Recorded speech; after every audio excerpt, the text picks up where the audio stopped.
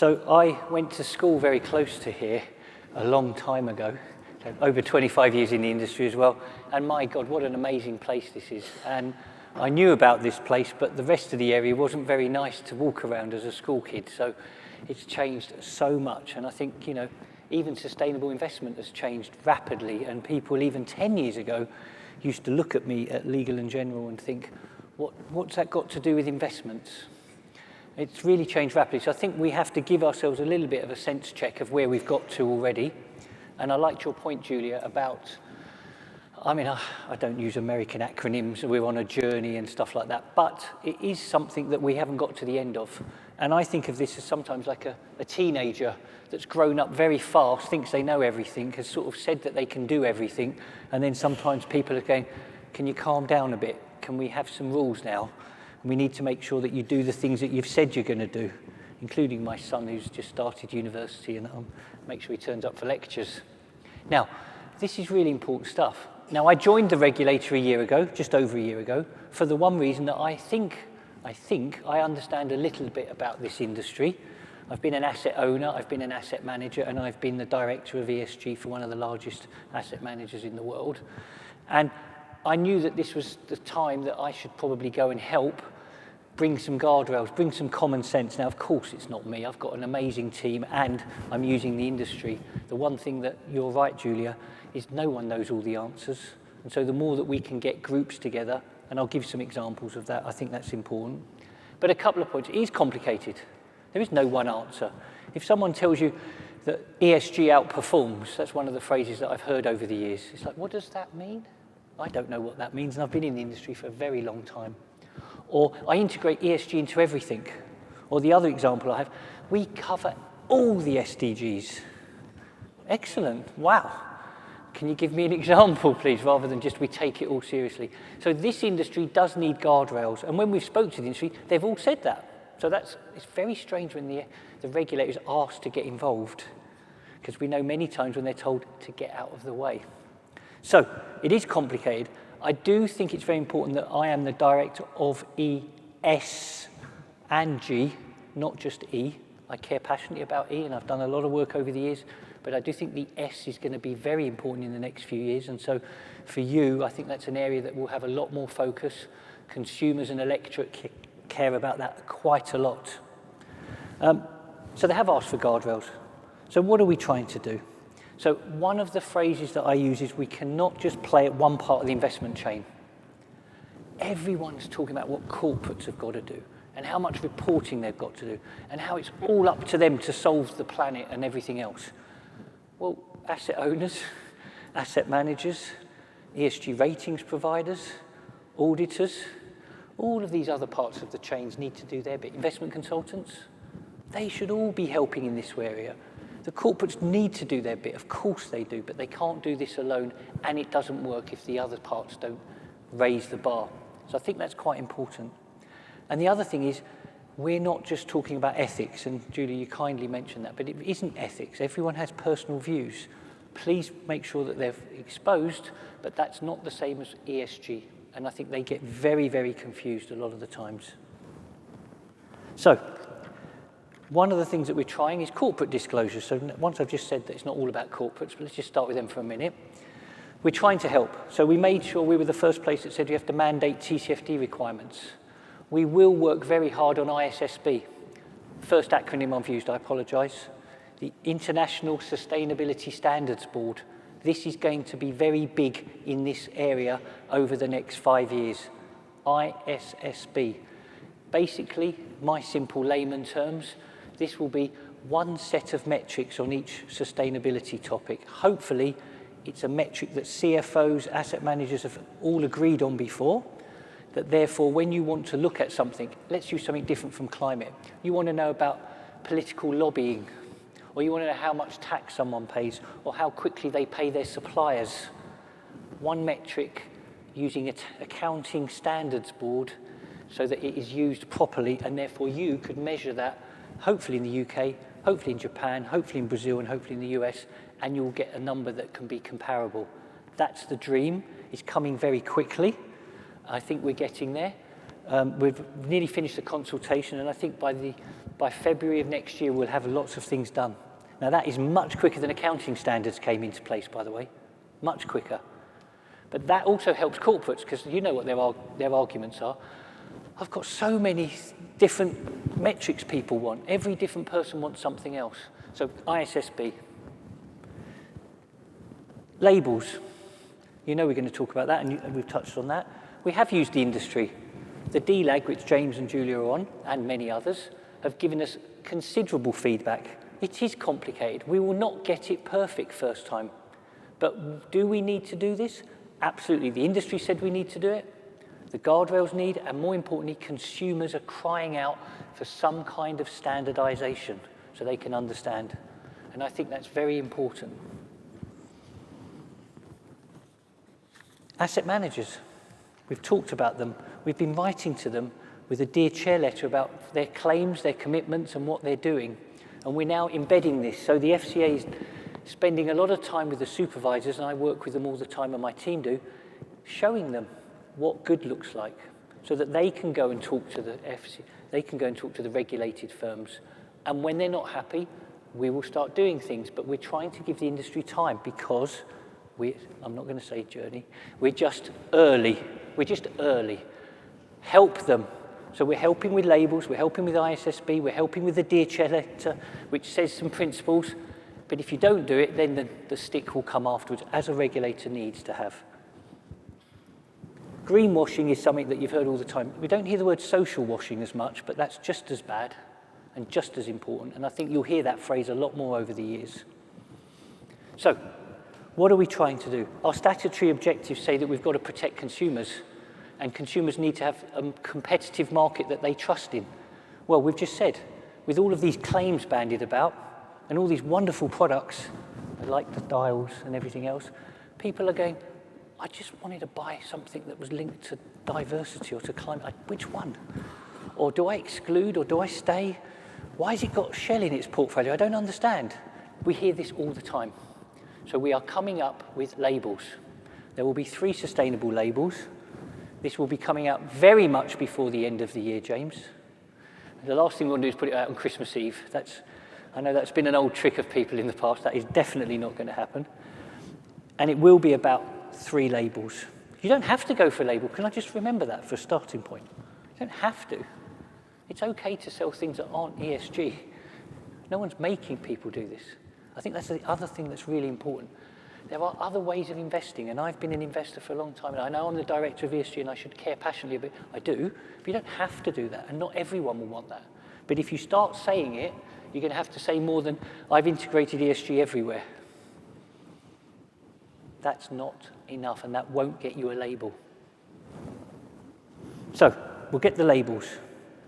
And it's okay to have a label that says, we do own some oil and gas, let's use that as an example, or we do own a company that has a poor gender pay gap or an ethnicity gap. But this is what we're doing to improve. This is what we're going. But you have to explain that to the consumer, and that will be to the next stage. We'll have the product level disclosure. Consumers do not understand 76-page documents. By the way, nor do I. So help them, give them the succinct version. It isn't that hard to tell them why this is a diversity fund or what metrics that you're going to be judged on. If you're not judged on any metrics, don't say it's a fund on that. It's quite simple. If it's just a fund to outperform the FTSE All-Share, that's fine. But if you're saying it's also a fund that does this, give me something that it's trying to do. Very important. And then secondly, if it's something that's going to be surprising to a consumer, and I already gave you an example, green fund, 7th largest holding, oil and gas stock, explain why in a 2-page document or a 4-page document, because that's what they want to know. And if you explain that, people will be okay with it, mostly, but they're much better than not telling them and then suddenly going, I didn't notice it had this stuff in it. Very simple stuff. And don't use words like stewardship, because most consumers, and we've done testing on that, and lots of people have, they don't know what that all means. Or transition. Transition to what? Very nice terms, and our industry loves them, but use language like improve. We're all trying to improve, aren't we? And then thirdly, entity level. It's all well and good. I've said this before, and I think others believe me on this. It's all well and good having 3% of your assets in a really good ESG fund, a brilliant one that does tick the labels, does everything, but 97% of your assets are doing something opposite to that fund. How does that help?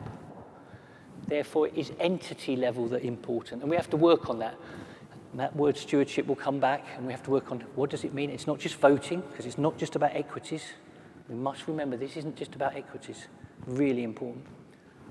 But then there's some other stuff, ESG data and ratings. I'm going to stay along. First of all, I've got lots of questions, and I'll be here for that, but I'll also stay along afterwards in the break and afterwards. ESG ratings, they're really important. They're not being regulated at the moment. Again, we put out a discussion paper, and everybody said they should be regulated. I'm sitting here going, I'm going to a regulator that's asked to do something, which is nice, but we must make sure it's internationally the same. IOSCO, which is the International Securities Regulator, and Japan have already put out their statements. This will be consistent. This is just about conflicts of interest, transparency, methodology. They can have different ratings. That is not our job to keep them there. But if you remember in investment banking, anyone who's worked in the industry, if they are putting a buy note out on a company, they have to put on the front, we get fees from that corporate, or we are house broker. You put that on the front page, that's what you have to do. Well, I'd like that the same with ESG ratings. Simple stuff. We've done that with credit ratings. And just last, we're just announcing today, so it's for you, Julia, I wanted to give you something today, that the task force on pension scheme voting said to us a while ago, we need better vote disclosure, we need it more consistent, we need it more timely, and we want rationale. Well, we've listened, we're working with the Department of Work and Pensions, and today we're announcing a working group chaired by Deborah Gilshan, who's worked in the industry for a very long time, with stakeholders, again, from the industry, not just regulators, people who understand the industry, people who are in it, people who want it to work better, and we're going to take up all of those recommendations that have been asked for us in that working group. We're doing our job, which is convening it and giving it some power and some attention, and that will be announced today. So there's lots going on in this industry. We're trying to work internationally, as I've mentioned, with ISSB, with data ratings, with labelling that will be linked to some of the EU and some of the SEC rules. But it is our job. We are the regulator. We should look after consumers. They need better protection. They need guardrails, and they're going to get them. Thank you very much. Just on the labelling side, given we've had the implementation of SFDR and the labelling side there, just can you share any learnings or things that you're trying to implement to make it a smoother or a better process in the UK? And I went through it myself at Legal & General, so I do understand the question. Yes, of course we've used the learnings, and that's what the group was for. One of the big things that happened from SFDR was it wasn't meant to be a label. It was meant to be a disclosure regime, but it obviously became that. And everyone didn't want a 6, they didn't want an 8 even, they wanted a 9. And so therefore it became a sort of race to the top. So that's one thing we had to learn. It's not one is better than another. So first of all, we're definitely not using numbers. So that'd be first important. Secondly, it did become, and again, go first, you're always going to have this, so it's not a criticism, but it is a fact. You asked me what we've learned. One of them is about exclusions. It became much more about what things you take out to get a label than about what are you doing, back to my improving or being involved in that. And the example I'll give you is when 13 years ago, with many others in the industry, Legal & General became the first asset manager to vote against all male boards. There was only 11% women on boards. Now, we could have had a fund that just owned the 11% women funds. That's ridiculous. We wanted to make sure that we improved the system and voted against to improve the system. Now we're at 39% women on boards, but you wouldn't have got there if you just excluded the ones that didn't have. And that's just an obvious example, but there's so many of those. So exclusion is not always the answer. And so we've made sure that improve or explaining why you own something that might be strange will be quite high up in there. So there will be 3 of the things that we've learned from the thing. But of course, we are going to try and map it so that the work that you've done and the scars and the grey hairs that you've got from some of this work will be useful for our regime. It's not completely onerous or completely different. But of course, it's worked from that, and it has to be better. Otherwise, what's the point of doing this? So I think I'd stress there that the focus of your work and the stuff I was talking about, even going back to kind of 2018, 19, when I was first talking to the FCA on this, was clients. Whereas SFDR somehow or another seem to forget clients somewhere. Yes. It's about the industry. And actually, some of us were involved in consultations with the EU on that, pre-Brexit. And it was always looking technical, and we were saying, no, come on, rein it in a bit here. And that didn't happen. I mean, there's obviously a million things that they had to consider, and going first is always tough, so I'm not criticising. It is hard. It is hard. Really horribly tough. But what obviously by showing the FCA stuff from what people used on our site, you know, we knew that labels really mattered, and to just say 2 syllables or less, if possible, because we need real people to get this. You know, we can talk about it as being stewardship. We're talking about just influencing and encouraging, and I'm trying not to use the words that are in the document because I don't know what I can and can't say, but you know, improving, it's important. So I talk about the brown and green to try and make that point. So really important, but please carry on. Other questions, please. And it was retail. It is focused on consumer. Yes. That wasn't always the focus of other regimes. Because that's where a lot of the problems are, right? People go to their IFA or write to newspapers and complain, and we know what the fund's doing, but they don't, and they should, because it's their money. Damien. So, I'm Damien from EQ Investors. From what I understood, this is going to be a consultation paper you're going to publish, which will become regulation in the new year. Could you give us, obviously this is a room full of advisors as well, could you give us to tell us about what the next steps are in terms of the financial planning side? You know, what regulation will come to embed this SDR regulation into the advice process? Thank you. Okay, so the consultation will come out, and that's why we need to make sure it comes out soonish, so that we can then get any more views, even though we've had lots of views. And by the way, not just the DLAG, many people have brought their views very early, very kindly. We've had PowerPoint presentations from people early to give us their views. That once the consultation is closing, and I don't know what the timing, but it's the normal 3 months, I think, or something like that, we will then put this into regulation. But we will also make sure, back to your point, if you have an existing fund, you will have time. So again, I think I've tried to use the word safe harbour a few times before, but there will be time for an existing fund to get to that. Now, that might be, again, that's up to the consultation, but I would assume it's something like a year. But once new funds, and there are lots of new funds coming, new funds will then see what those regulations are, and they would be expected to comply with those to get that label before they would be authorised by the FCA. So that would be the example of that. Obviously, there is still some edits to be done on all of the little bits that we've talked about, but that would be my expectations. Can I ask Damien, if you were asking what next, so ethical fact-find question maybe was what we used to call it?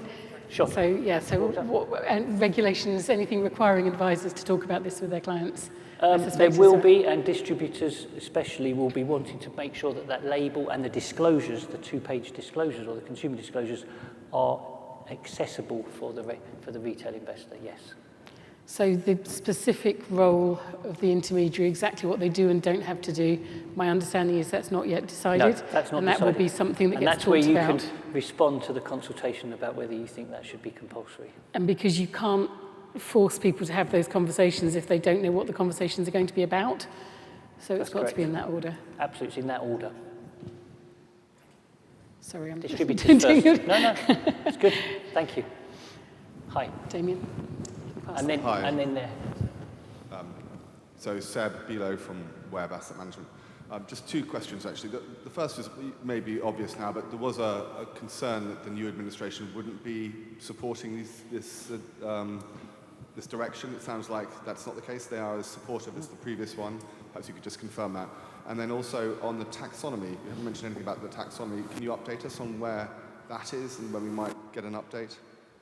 Yeah, the taxonomy is not under my jurisdiction, but I think there will be something coming out quite soon from HM Treasury, but I don't know any more than that. But there's still work being done on that, but it has moved.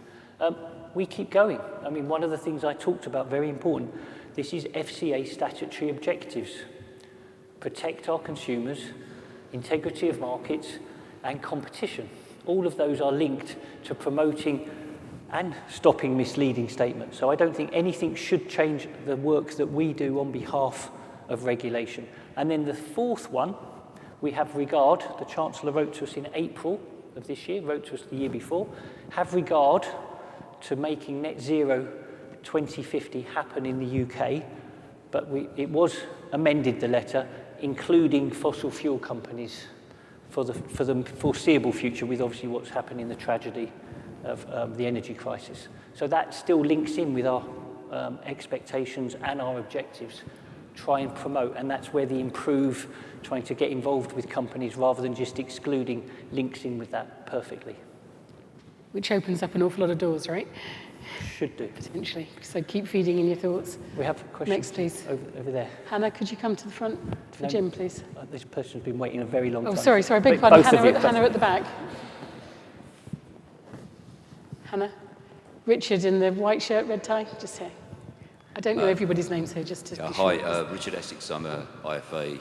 I've been in this space for a long time now.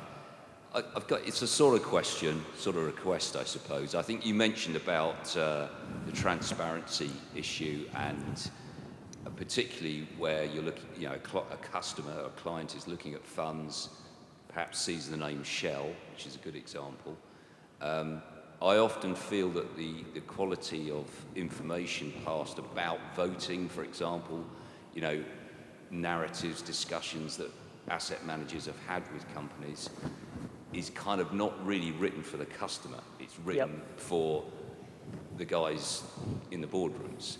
And I think, we need to start seeing some real, I've always felt, particularly with perhaps the fossil fuel companies, that they have been taking the upper hand when it comes to discussions, engagement. And I think there needs to be far more meat on the bone. I think clients need to see, well, what was discussed, why was, so I'd be interested to hear your comments on that. Yeah, I mean, look, a year ago, or just before that, I was at Elgin, and one of the things that when we wrote our active ownership report, it was trying to be for the client, and the client was not the investment consultant, and therefore it was about what did you actually do, what was the impact. And so it was a one-pager on a company about things like that. That needs to happen much more. The phrase that you're, I mean, and again, and let's not use Shell, let's use BP or any of the other companies. That's the whole point. It was just that it would surprise a typical investor in a green fund to see it as one of the largest holdings. It shouldn't always, because they are moving and we need them. If they don't know, we're not going to get there. So very important. But I do think that's why I've said the voting group. How are we going to get vote disclosure, vote rationale, all the same way that so you can then pass that together and a consumer can understand that, and also compare it between different funds. I think that will be really useful if they're comparable. But it is about that engagement. And the phrase that we used to get, can you stop engaging with a company and actually do something, was a phrase that I used to use. And so I think it has to be explained, because I think most consumers would go, yeah, you met them 7 times, but okay, and then what? And it isn't always in the document. And I think that's why we need to push a bit hard on that. So it's not all about the labels, it's about the other work. So the stewardship code, we're working with the FRC to make sure that the stewardship code has that in there. And so the disclosures on the TPSVI, I'm just about to say that. Nice acronym. I won't say that again. But that's all about trying to make it consistent and comparable, because I agree with you completely. But if you have to, in a 2 or 4 page document, say, give me why that company, BP, is in the portfolio, then they have to explain it, otherwise people won't believe it. So I think that will help on that, but we won't get there all in one go. But listen, linked to that, Richard, is the fact that you'll have the different labels, so you should, assuming it all works, be able to say, okay, these ones, you're probably safe in those. If that's your thing, and you don't want to invest in those companies, these are the kinds of funds, this is the bucket of funds that you should be fishing from. If that makes any sense. I know there's a question there. So Jim, Hannah is just coming. Yeah, hi Sacha. Thanks, Julia. I guess listening to this, it sounds very refreshing in terms of keeping it engaging, keeping the information disclosures at a level that people can understand. And I spent many happy hours reading the MiFID II and the guidelines and trying to get my head round how on earth in reality any customer could be expected to make a decision based Yep. on that level of technical disclosures and frankly a complete, well, Yep.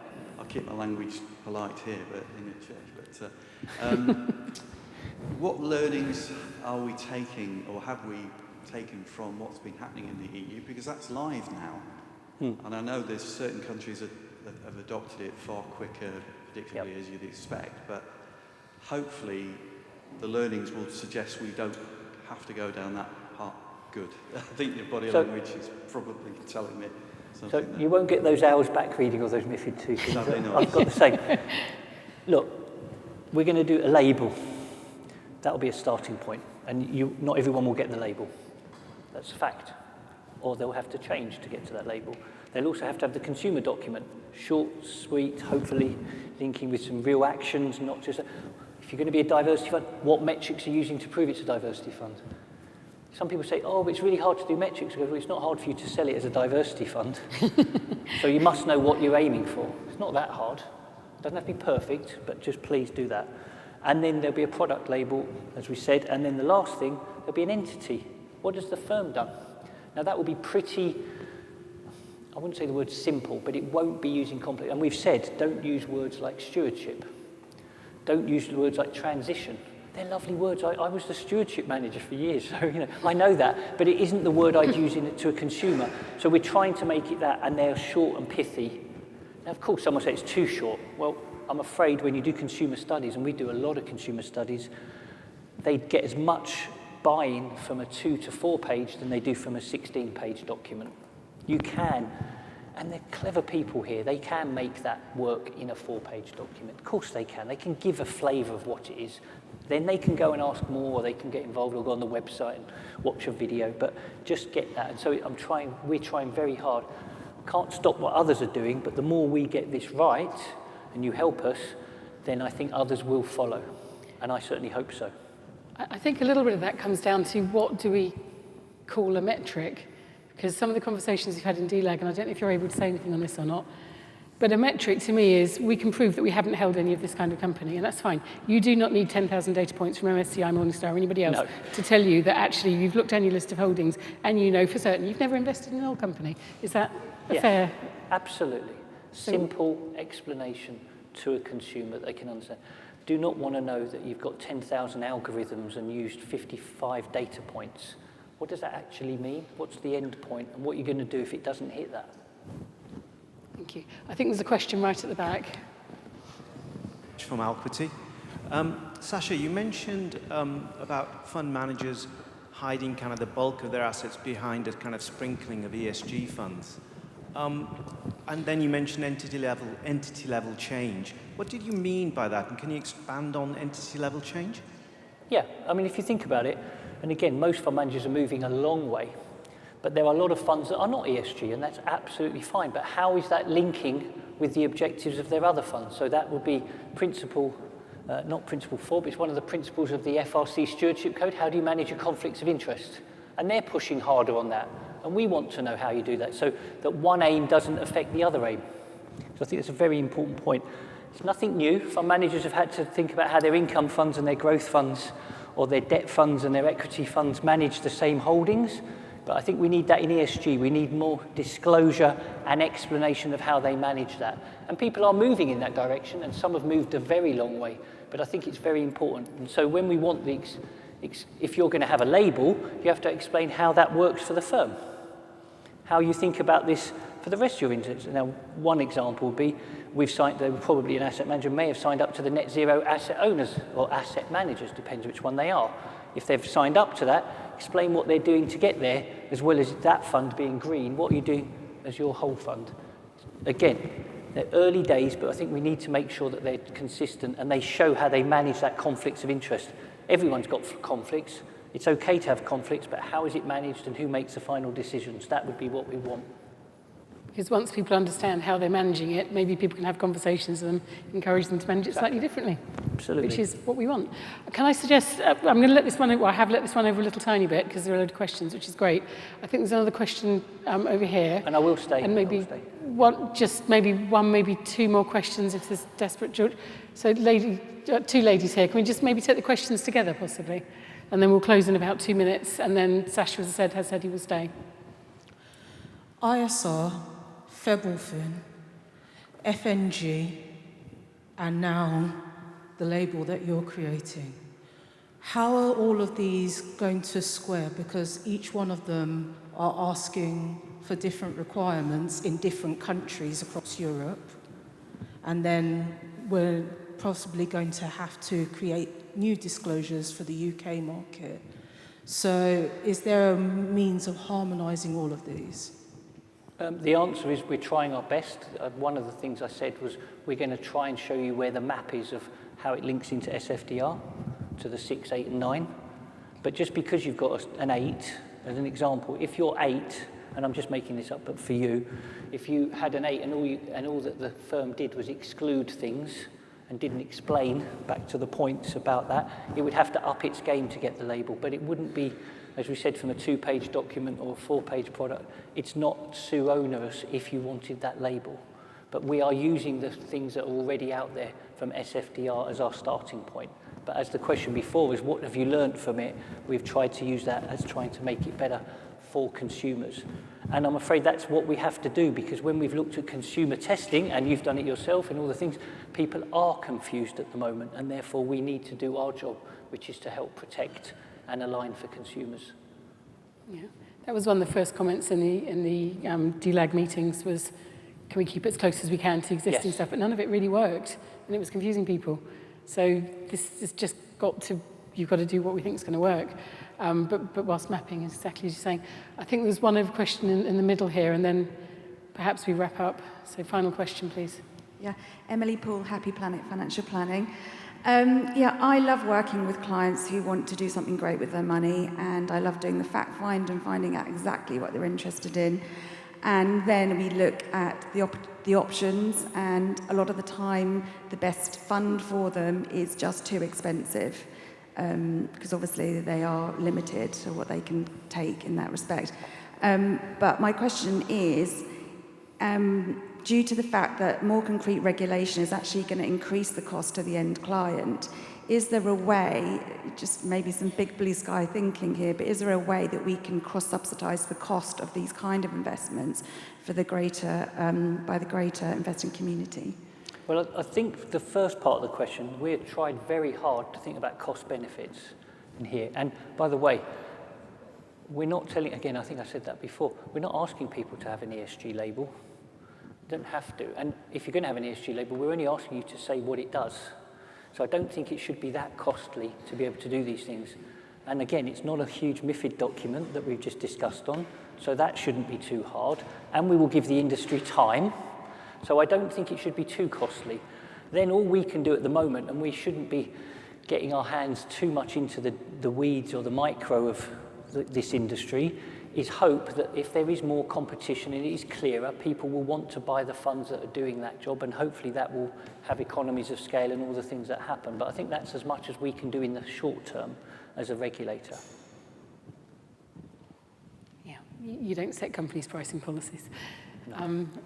And with that, I'd like to ask you to thank Sacha in the usual way. Thank you.